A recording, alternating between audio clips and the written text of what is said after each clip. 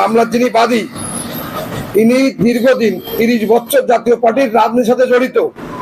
তত্ত্বাবধায়ক তার নাম অ্যাডভোকেট আকরাম হোসেন। রামনগর ইউনিয়ন বিএনপি কেন্দ্রিক মামলা।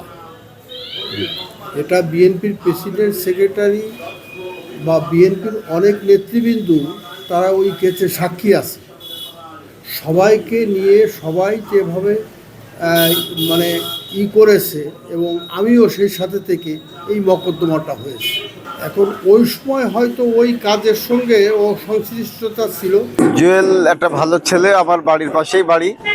আওয়ামী লীগ, জাতীয় পার্টি এই সমস্ত না, বিএনপির সাথে মানে শ্রমিক দলের সঙ্গে জড়িত একটা ব্যবসায়িক ছেলে, ভালো ছেলে। মিথ্যা মামলা দিয়ে ফাঁসানো হয়েছে। ও ওই ধরনের কোনো কাজে জড়িত না। মানে মিথ্যা মামলা দিয়ে ওর ফাঁসানো হয়েছে, আমরা এর প্রতিবাদ জানাই। আমি দীর্ঘদিন এই দলের সাথে সংশ্লিষ্ট জড়িত আছি।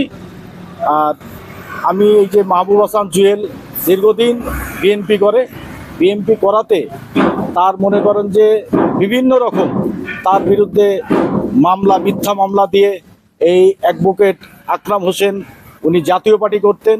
এখন মনে করেন যে এই রামনগর ইউনিয়নে সাধারণ মানুষদের প্রতি মিথ্যা মামলা দিয়ে হয়রানি স্বীকার করাচ্ছেন।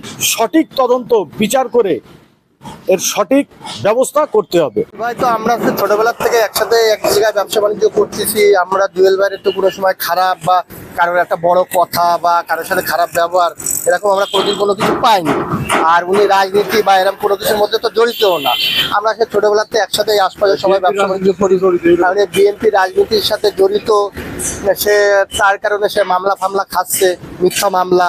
আমরা চাচ্ছি আমাদের ভাই যাতে কোনো মামলার ভিতরে না পড়ে। আমরা ভাইয়ের মামলার থেকে অব্যাহতি চাচ্ছি। বছর শেষের খুশি নগদে হবে বেশি। নগদ পেমেন্টে নির্দিষ্ট ক্যাটাগরির কেনাকাটায় 300 টাকা পর্যন্ত ক্যাশব্যাক। এই মামলা সম্পূর্ণ নাশকতা মামলা।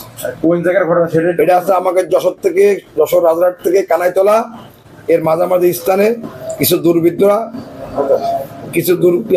দুর্বৃত্তরা এই মামলা এই রাস্তার পাশে উচ্ছৃঙ্খল পরিবেশ তৈরি করার পরে ওখানে কি ঘটনা ঘটেছে আমি নিজেও জানি না।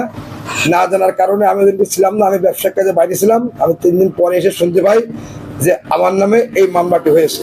এবং মামলার যিনি বাদী ইনি দীর্ঘদিন 30 বছর জাতীয় পার্টির রাজনীতির সাথে জড়িত।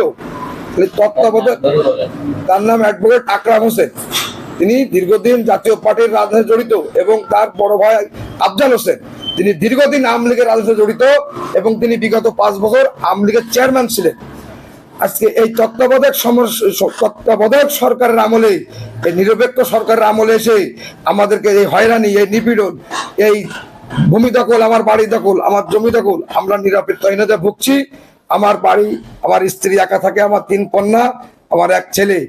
আমি আজকে মামলার ভয়ে আমি নির্দোষ, আমি সম্পূর্ণ নির্দোষ। এই ষড়যন্ত্রমূলক মামলার আমি তীব্র প্রতিবাদ জানাচ্ছি। মামলার তীব্র প্রতিবাদ জানাই এবং নিন্দা জানাই। আমি দেশের আইনের প্রতি শ্রদ্ধাশীল, দেশের আইনকে আমি ভালোবাসি, শ্রদ্ধা করি। তত্ত্বাবধায়ক সরকারকে ভালোবাসি, শ্রদ্ধা করি। আইনের প্রতি শ্রদ্ধাশীল হয়ে আমি আদালতে আত্মসমর্পণ করার জন্য প্রস্তুত এবং আমি আজকালকের ভিতরে আদালতে সশরীরে যে আত্মসমর্পণ করে আমি নিজেকে আইনের হাতে তুলে দেব। এটা আমার জানা নেই যে একজন বিএনপির সিনিয়র আইনজীবী অ্যাডভোকেট আকরাম হোসেন জসকোট উনি বাদী হয়ে মামলাটা করেছে। তো আমরা প্রাথমিকভাবে মামলাটা দেখেছি, সবাইকে তো চিনি না, তো না চেনার জন্য হয়তো বাদী যিনি বলতে পারবে, কার কী পদে বলতে পারবে না। উনি এফআইআর করার পরে আমরা এজাহার দেওয়ার পরে আমরা সেটা এফআইআর করেছি। 50-60 জন অজ্ঞাতনামা আসামি এবং 60 জন এজাহারনামী আসামিদের মামলাটা হয়েছে।